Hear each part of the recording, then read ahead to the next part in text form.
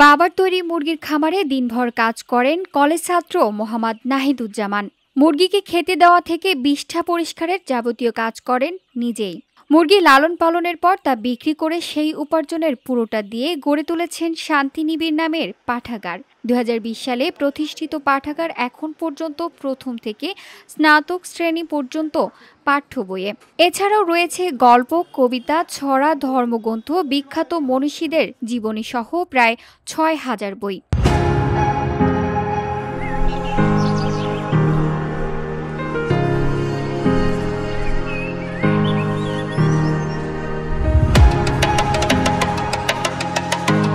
মুরগি বিক্রির টাকায় চাঁপাইনবাবগঞ্জের শিবগঞ্জ উপজেলার ইসরায়েল মোড়ে একক প্রচেষ্টায় পাঠাগার গড়ে তুলে প্রশংসা কুড়িয়েছেন কলেজ ছাত্র নাহিদুজ্জামান, যেখানে শিক্ষার্থীরা সকাল থেকে রাত পর্যন্ত যে কোনো পাঠ্য বই, গাইড ও নোটবুক ছাড়াও অন্যান্য বই সেখানে বসে পড়ার পাশাপাশি বাসায় নিয়ে গিয়ে পড়তে পারে। পড়া শেষে আবার ফেরত দিয়ে যায় শিক্ষার্থীরা। এভাবেই দৈনিক শতাধিক স্থানীয় শিক্ষার্থী শান্তিনিবিড় পাঠাগারে বই পড়ে ও বাসায় নিয়ে যায়। আবার তাদের মধ্যে কেউ ভালো ফলাফল করলে নাহিদুজ্জামানের পক্ষ থেকে দেওয়া হয় বিশেষ পুরস্কার।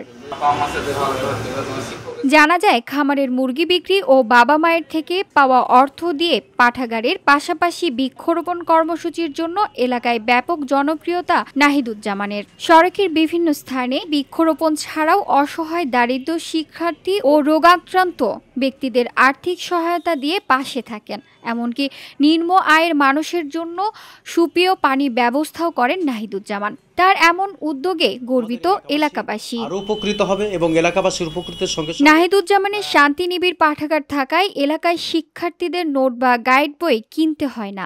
এমন উদ্যোগে খুশি শিক্ষার্থীরা। বিতরণ করে এবং শিক্ষার্থীদের কোনো কিছুর বিনিময়ে নয়, শুধু মানসিক শান্তি পেতে ও শিক্ষার আলো ছড়িয়ে দিতেই এমন কাজ করেছেন বলে জানান নাহিদুজ্জামান। তার দাবি, আজীবন এমন সমাজ সেবা করে যাবেন তিনি। ভালো লাগে এই যে স্বেচ্ছায় মানুষের পাশে থাকা। নিজে একজন কলেজ ছাত্র হয়ে মুরগি বিক্রির টাকা পাঠাগার স্থাপন ও বিনামূল্যে বই বিতরণের কারণে স্থানীয় প্রশাসন বিভিন্ন সময়ে পুরস্কৃত করেছে নাহিদুজ্জামানকে।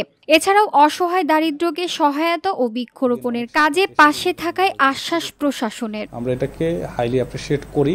নাহিদুজ্জামান কানসার সুলেইমান মিয়া ডিগ্রি কলেজ ডিগ্রি প্রথম বর্ষের পড়াশোনা করেন। সে এখন পর্যন্ত বিভিন্ন সড়ক ও শিক্ষা প্রতিষ্ঠানের কয়েক হাজার গাছ রোপণ এবং 7 শতাধিক শিক্ষার্থীর ফর্ম পূরণ ও অসহায় দারিদ্র্য অসুস্থ মানুষকে আর্থিক সহায়তা করেছেন।